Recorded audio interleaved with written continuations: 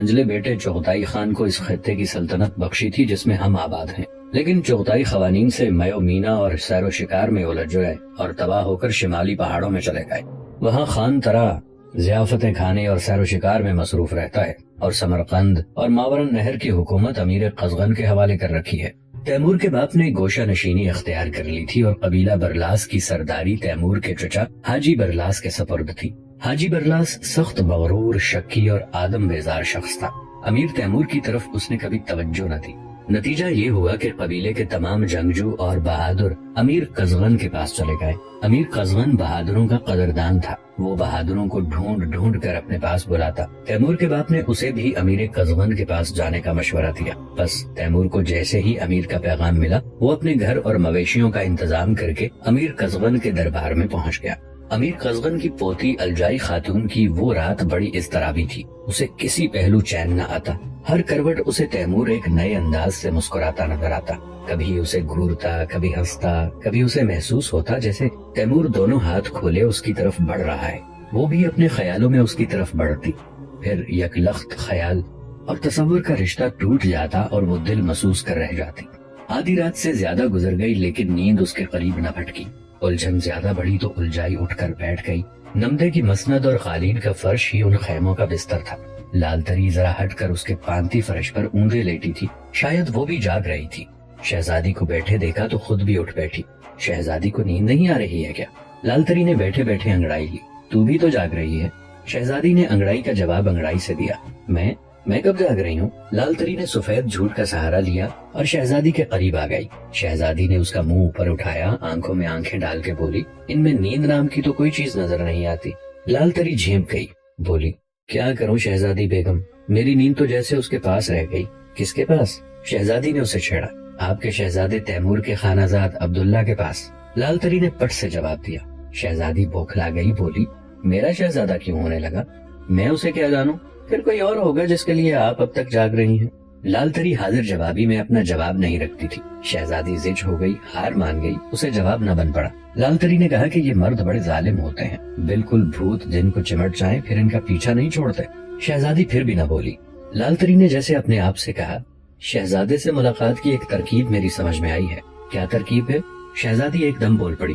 لال تری نے ہنس کر کہا، آخر آپ کو بولنا ہی پڑا، لیکن آپ تو شہزادے کو جانتی ہی نہیں، پھر ترکیب سن کے کیا کریں گی؟ نہیں بتاتی ہو تو نہ بتاؤ، میں اب نہیں پوچھوں گی۔ شہزادی الجائی روٹھ گئی، اس نے لال تری کی طرف اپنے پھیلے ہوئے قدم کھینچ لیے۔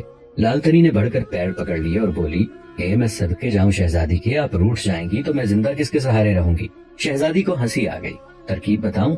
لال تری نے پیر دباتے ہوئے کہا، تیری مرضی ہے، چاہے بتا چاہے نہ بتا۔ شہزادی نے لاپرواہی اور بے تعلقی ظاہر کرنے کی بہت کوشش کی لیکن کان لال تری کی آواز پر لگا دیے۔ شہزادے سے ملنے کی ترکیب یہ ہے۔ لال تری کہتے کہتے رکی اور شوخی سے شہزادی کو دیکھا۔ شہزادی ہمدن گوش بنی لال تری کو دیکھ رہی تھی۔ لال تری نے بات دہرائی، شہزادے سے ملنے کی ترکیب یہ ہے کہ آپ اس سے شادی کر لیجئے۔ شہزادی اپنی جگہ پر اچھل پڑی۔ لال تری ہنس رہی تھی۔ لال تری نے واقعی بات ہنسی میں کہی تھی لیکن وہ شہزادی کے دل کو لگ گئی۔ شہزادی سنجیدگی سے بولی، لال تری کیا ایسا ہو سکتا ہے؟ لال تری اب تک ہنس رہی تھی۔ شہزادی کے سوال پر اس کی ہنسی رک گئی۔ اسے محسوس ہوا کہ آج ہنسی ہی ہنسی میں اس کے منہ سے ایک اہم بات نکل گئی ہے۔ لال تری نے پوچھا کہ شہزادی صاحبہ، کیا آپ واقعی شہزادے سے شادی کرنا چاہتی ہیں؟ یہی بات میں عبداللہ کے لیے تم سے پوچھوں تو؟ اس بار شہزادی نے لال تری کو لاجواب کر دیا۔ لال تری جواب دینے کے بجائے دانت نکال کے ہنسنے لگی۔ شہزادی بولی، کل جمعہ ہے نا؟ جی ہاں، لال تری نے کہا، لیکن آپ نے کیوں پوچھا؟ کل میں میدان میں جاؤں گی، شہزادی نے اعلان کیا۔ لال تری بغیر کچھ سمجھے بولی، کیا شہزادے سے شمشیر زنی کا ارادہ ہے؟ شہزادی نے کہا، تو اس بات کو چھوڑ، بس کسی طرح عبداللہ کے ذریعے یہ بات شہزادے تک پہنچا دے۔ لال تری کی سمجھ میں خاک بھی نہ آیا، صرف سر ہلا کر رہ گئی۔ جمعے کے جمعے نماز کے بعد بہادر گروہ در گروہ میدان میں جاتے اور جنگ و جدل کی مشق کیا کرتے تھے۔ امیر قزغن بھی تھوڑی دیر کے لیے آتا اور اپنے بہادروں کی بہادری دیکھ دیکھ کے خوش ہوتا۔ تیمور کو بہادروں کی رسم معلوم ہوئی تو وہ بھی جمعے کو ہتھیار سجا کر میدان میں جانے لگا، لیکن اس کی طرف کسی نے توجہ نہ دی۔ شاید وہ تیمور کو اس قابل ہی نہ سمجھتے تھے۔ بہادر گھڑ سواری اور شمشیر زنی کے کرتب دکھاتے اور چلے جاتے، تیمور ان کا منہ تکتا رہ جاتا۔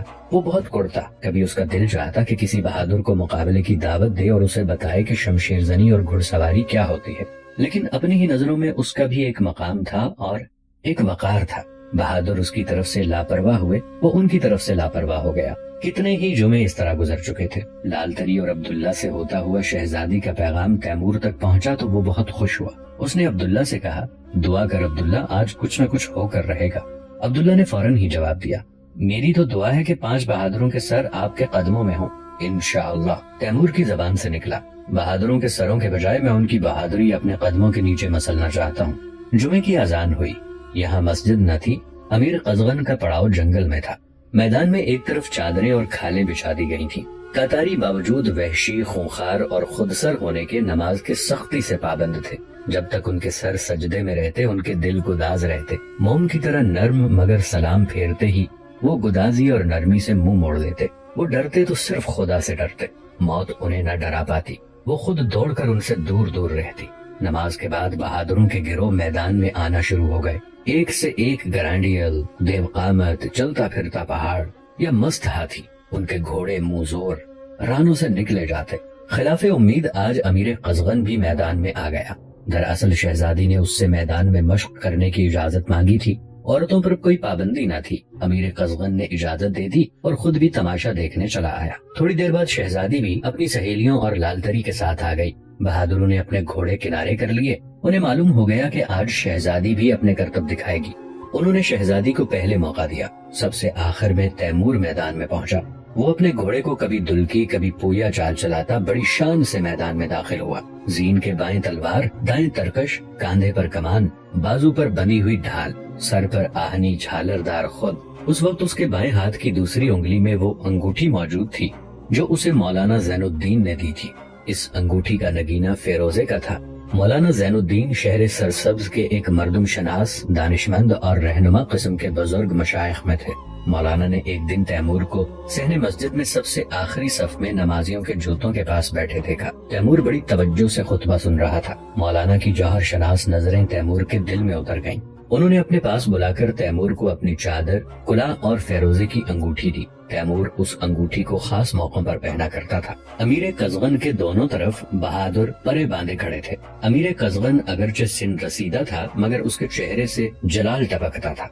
ये उसी का हौसला था कि उसने तातारियों के मुख्तलिफ कबाइल को यकजा करके शिमाल के तरा खान का मुकाबला किया था और अब तक उन खूंखार सरदारों को अपने काबू में किया हुआ था।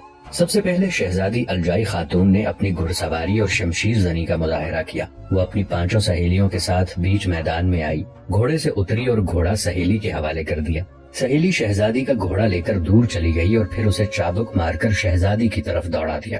घोड़ा भागता हुआ शहजादी के पास आया तो शहजादी जस्त लगाकर उस पर सवार हो गई और घोड़े की बंदी रासें खोलकर उस पर काबू पा लिया। अमीर कज़गन अपनी पोती के इस करतब पर मुस्कुराया। बहादुरों के चेहरों पर भी एक मुस्कुराहट फैलकर फौरन खत्म हो गई। तैमूर बहादुरों की सबसे आखिरी कतार में खड़ा हुआ ये तमाशा देख रहा था। अब शहजादी ने अपनी शमशीर जनी का मुजाहिरा किया। पहले उसने एक सहेली को दावत मुबारजत दी, फिर दूसरी को उसकी मदद के लिए बुलाया। इस तरह बारी बारी 5 सहेलियां उसके मुकाबले पर आ गईं। शहजादी उन सब का बड़ी होशियारी से मुकाबला करती रही। कभी मुदाफियत करती, कभी बढ़कर खुद जवाबी हमला करती। शहजादी का मुजाहिरा खत्म हो गया। अब बहादुरों की बारी थी। बहादुरों में से एक अपना घोड़ा मैदान में ले गया और तलवार निकालकर बुलंद की। ये एक किस्म का चैलेंज था। उस वक्त अमीर कज़गन मौजूद था, इसलिए अमीर ने एक दूसरे बहादुर को इशारा किया। वो घोड़ा बढ़ाकर पहले के मुकाबिल पहुंच गया। दोनों में तलवारें चलना शुरू हुईं। एक साथ बैठने वाले दोनों एक दूसरे के खून के प्यासे हो गए। वो एक दूसरे पर बढ़ बढ़ कर हमला करते। इस लड़ाई में उन्हें जख्म भी आए, लेकिन अमीर कज़गन ने ताशे पर चोट लगवाकर मुकाबला खत्म करा दिया। मुकाबले के वक्त एक ताशा अमीर कज़गन या उसकी अदम मौजूदगी में सिन रसीदा बहादुर के करीब रख दिया जाता। जब वो देखता कि 2 में से एक मारा जाएगा तो वो ताशा बजाने वाले को इशारा करता। ताशा बजाया जाता और मुकाबला बराबरी पर खत्म हो जाता। इस तरह के 2-3 और मुकाबले हुए। जब मुकाबला खतरनाक सूरत इख्तियार कर लेता तो ताशा बजाकर मुकाबला खत्म कर दिया जाता। फिर एक ग्रांडियल बहादुर घोड़ा बढ़ाकर मैदान में आया। अमीर कज़गन ने दोनों तरफ नजरें दौड़ाई। बाज बहादुर उसके मुकाबले से जान चुराने लगे और उन्होंने अमीर कज़गन से आंखें मिलाने के बाद गर्दनें नीचे कर ली। अमीर कज़गन की नजरें सबका जायजा लेते हुए तैमूर तक पहुंची। तैमूर अमीर कज़गन की तरफ मुस्कुरा कर देख रहा था। अमीर की नजरें जैसे ही तैमूर पर ठहरी, तैमूर ने घोड़े को एड़ दी और हवा की तरह उड़ता हुआ अपने मद्दे मुकाबिल के पास पहुंच गया। बहादुरों में खलबली मच गई। गर्दन झुकाने वालों ने तैमूर को हैरत से देखा। دوسرے بہادروں نے تیمور کو حقارت سے دیکھا